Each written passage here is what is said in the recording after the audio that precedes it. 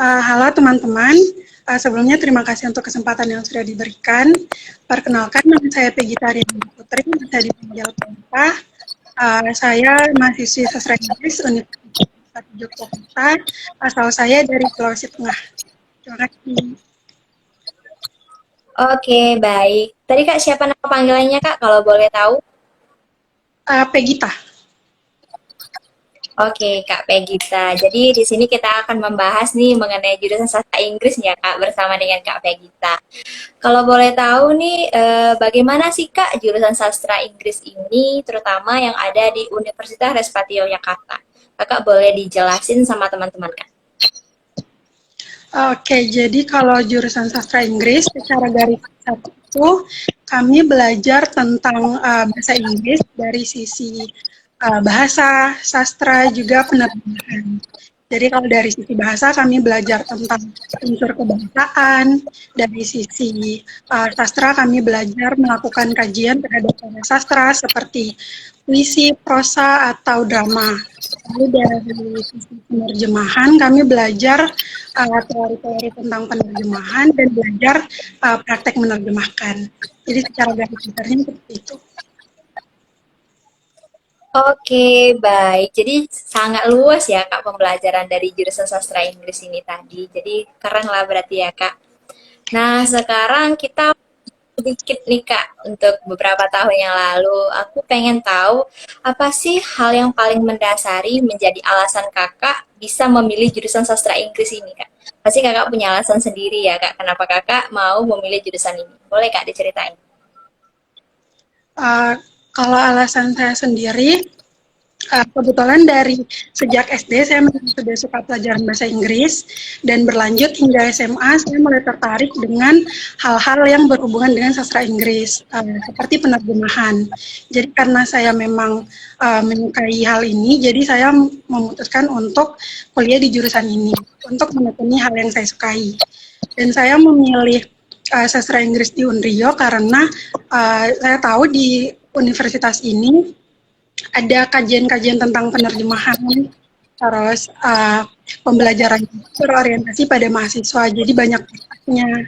Kemudian untuk tugas-tugasnya itu tugas-tugas yang menarik, soalnya pembuatan seperti pembuatan video, kemudian konten-konten media sosial, terus pembuatan poster, public speaking, uh, ada juga drama. Jadi melalui tugas-tugas ini mahasiswa diberikan ruang untuk menyalurkan kreativitas. Oke, baik. Jadi cukup banyak ya Kak alasan Kakak kenapa Kakak bisa memilih jurusan sastra Inggris ini. Yang terutama tadi Kakak emang menyukai nih mengenai sastra Inggris itu sendiri. Jadi emang udah ada ya Kak dalam diri Kakak kayak minatnya gitu ke jurusan ini dari dulu. Terus juga Kakak melihat dari segi pembelajarannya, segi tugasnya, dan itu mungkin hal yang Kakak sukai. Mungkin begitu ya Kak kira-kira alasan Kakak kenapa bisa memilih jurusan sastra Inggris ini. Baik Kak, sebelum kita lanjut nih, buat teman-teman yang belum follow Instagram Intip Kuliah, teman-teman bisa follow terlebih dahulu, karena nantinya akan banyak sesi live berbagai jurusan yang ada di Intip Kuliah. Terus teman-teman juga bisa nulis artikel di intipkuliah.com. Baik Kak, kita lanjut nih. Tadi Kak udah sedikit menjelaskan tadi ya mengenai tugas dan pembelajarannya. Di sini aku mau tanya lebih detail Kak. Apa aja sih Kak mata kuliah khas dan tugas khas yang ada di jurusan sastra Inggris ini? Terutama yang ada di Unria sendiri, Kak. Oke, jadi untuk mata kuliahnya sendiri, untuk pelajaran-pelajarannya, jadi kami tentu saja belajar tentang bagaimana berbahasa Inggris yang baik dan benar. Kami dibekali keterampilan-keterampilan seperti membaca, menulis, menyimak, berbicara, juga tata bahasa Inggris.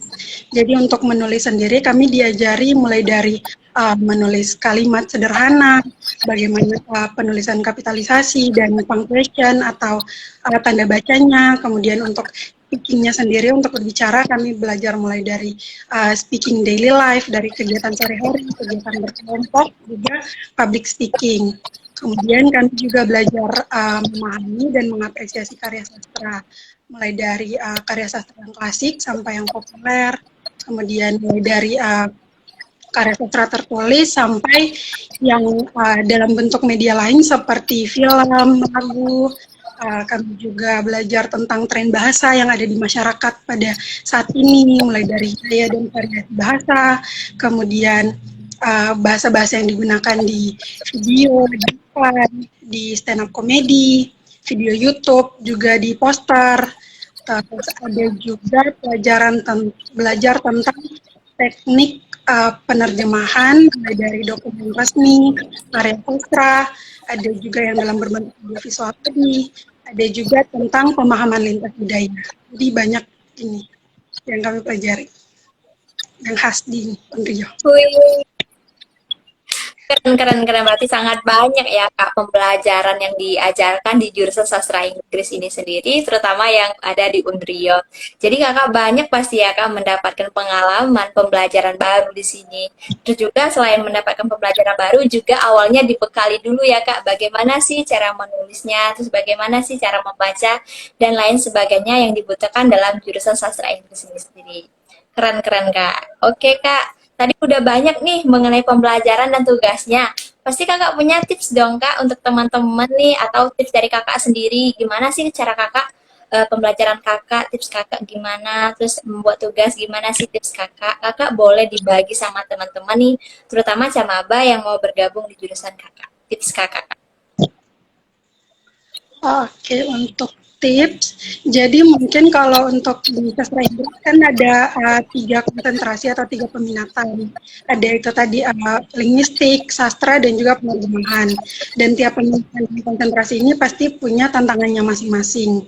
Jadi untuk tipsnya mungkin teman-teman bisa lebih banyak membaca tentang materi-materi atau teori-teori yang sudah diberikan oleh dosen, jadi bisa lebih memahami lebih dalam. Juga kalau misalnya ada yang tidak dipahami, bisa langsung ditanyakan ke dosen, ke teman-teman juga bisa, ke kakak tingkat juga bisa.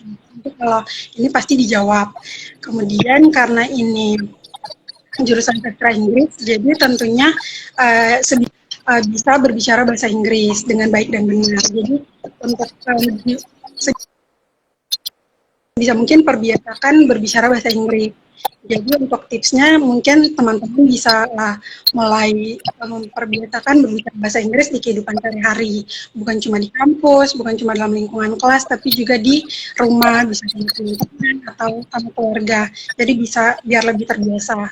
Soalnya kan kalau bahasa itu karena terbiasa, jadi diperbiasakan untuk dipraktekkan seperti itu. Oke, baik. Sangat bermanfaat sekali nih teman-teman tips dari Kak Pegita yang mana tadi teman-teman tuh harus bisa memahami dari pembelajaran dan materi di jurusan ini sendiri. Terus teman-teman juga harus bisa nih membiasakan diri untuk berbahasa Inggris. Kan namanya jurusan sastra Inggris ya, pastinya juga harus bisa dalam berbahasa Inggris. Baik, terima kasih banyak Kak Pegita atas tipsnya. Sangat bermanfaat sekali nih untuk teman-teman kita. Oke Kak, tadi udah mengenai tips tadi kan kakak tadi udah sedikit menyinggung mengenai konsentrasi atau peminatan. Kalau boleh tahu ada nggak sih kak konsentrasi di jurusan kakak? Terus kalau ada apa aja sih kak boleh dijelaskan? Oke, jadi untuk konsentrasi atau peminatan di sastra Inggris itu ada 3. Tadi ada sastra, kemudian linguistik, dan penerjemahan. Kalau linguistik sendiri itu berfokus pada unsur kebahasaan. Jadi dengan objek-objek penelitian yang berupa karya sastra tulisan ataupun audiovisual berupa film atau lagu. Kemudian di linguistik itu kami mempelajari tentang segala hal yang berhubungan dengan kebahasaan, mulai dari bahasa dalam konteks sosial, kemudian gaya bahasa dalam kehidupan sehari-hari atau dalam karya sastra, kemudian mempelajari makna dari sebuah ujaran atau kalimat.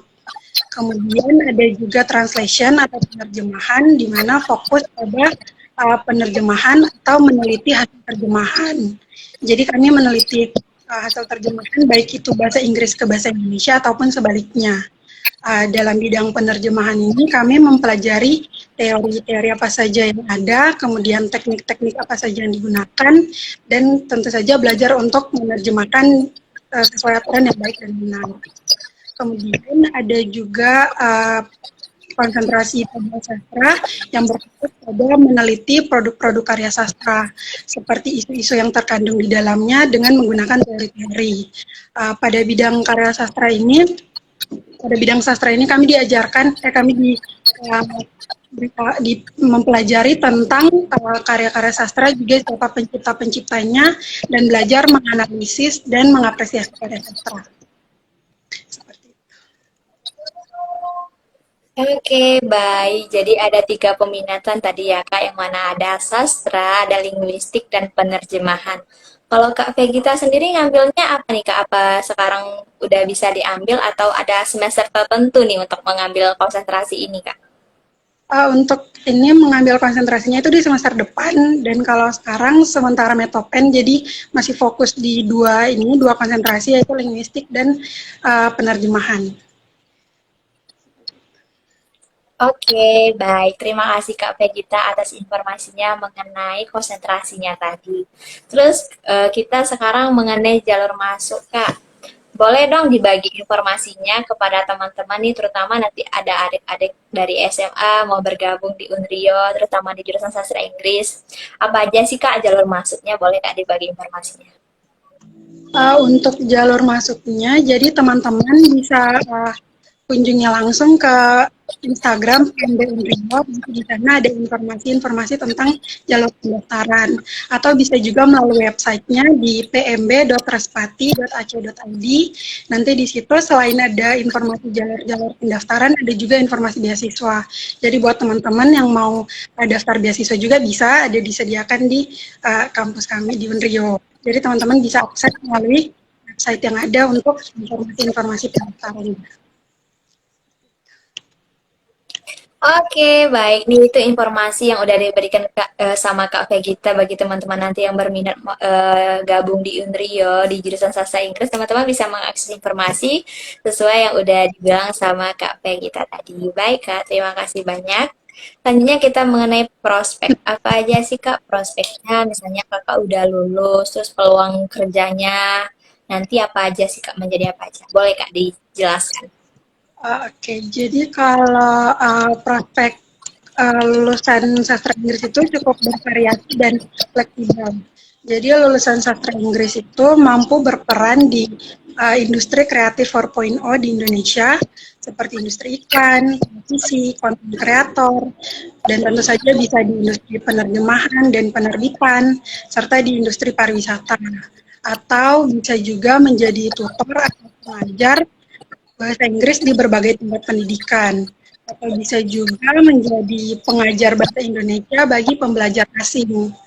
Kemudian alumni sastra Inggris sebelumnya juga sejauh ini ada yang jadi dosen, jadi guru, ada yang jadi PNS di Kementerian Pariwisata, ada yang dalam bidang penerjemahan, ada juga yang melanjutkan studi di S2 dalam negeri maupun luar negeri. Wih, keren-keren. Jadi sangat banyak ya Kak peluang kerjanya kalau misalnya nanti udah lulus dari jurusan sastra Inggris ini sendiri. Tinggal kita aja nanti nih skill kita di mana, kita mau kerjanya di mana. Jadi peluang kerja itu sangatlah sangat luas. Baik Kak Vegita, terima kasih banyak untuk informasinya. Selanjutnya pertanyaan terakhir nih Kak, mengenai rencana Kakak. Apa sih Kak rencana Kakak ke depannya? Misalnya Kakak udah lulus nih dari kuliah, apa aja sih Kak rencana Kakak dan harapan Kakak ke depannya? Kalau saya sendiri, saya berharap bisa bekerja di bidang yang linear atau yang sama dengan jurusan yang saya ambil saat ini, yaitu sastra Inggris. Karena kalau dari mata kuliah yang sudah kami dapatkan, dari pelajaran-pelajaran yang sudah saya dapatkan, itu sudah lebih dari cukup dan sudah memadai untuk mendukung keberlangsungan atau keberhasilan saya di dunia kerja nanti. Amin, amin. Semoga bisa terwujud ya Kak, apa yang udah Kakak rencanakan dan harapan Kakak tadi. Semangat selalu Kak Vegita. Oke Kak, selanjutnya kita masuk di sesi tanya jawab. Bagi teman-teman yang ingin bertanya seputar jurusan sastra Inggris, teman-teman bisa menuliskan pertanyaannya di question box ataupun di kolom komentar dan langsung dijawab oleh Kak Vegita. Baik Kak, sembari menunggu pertanyaan dari teman-teman nih, aku mau tanya sama Kakak, hal apa sih Kak yang paling bermanfaat di kehidupan sehari-hari selama Kakak menjadi mahasiswa di jurusan sastra Inggris, Kak? Apa sih Kak manfaatnya yang dirasakan gitu, Kak? Kalau manfaatnya sendiri, yang pertama karena saya suka penerjemahan, jadi itu bisa membantu orang lain dalam menerjemahkan. Misalnya saya beberapa kali membantu teman-teman dari kampus lain, dari jurusan lain tentang menerjemahkan abstrak seperti itu. Jadi saya membantu juga.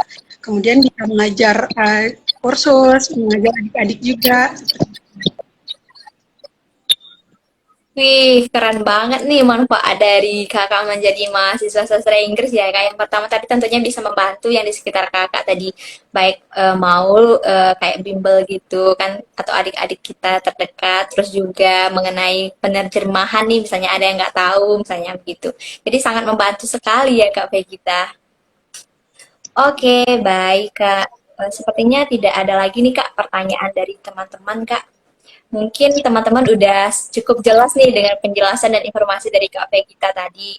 Dan aku juga sangat jelas nih penjelasan kakak tadi. Aku mau ngucapin terima kasih banyak ya kak, karena kakak udah luangin waktu, udah mau bergabung, sharing, dan berbagi informasi. Semoga yang udah kakak bagikan tadi bisa bermanfaat bagi kita semua. Terima kasih banyak Kak Vegita. Sekali sudah diberikan kesempatan.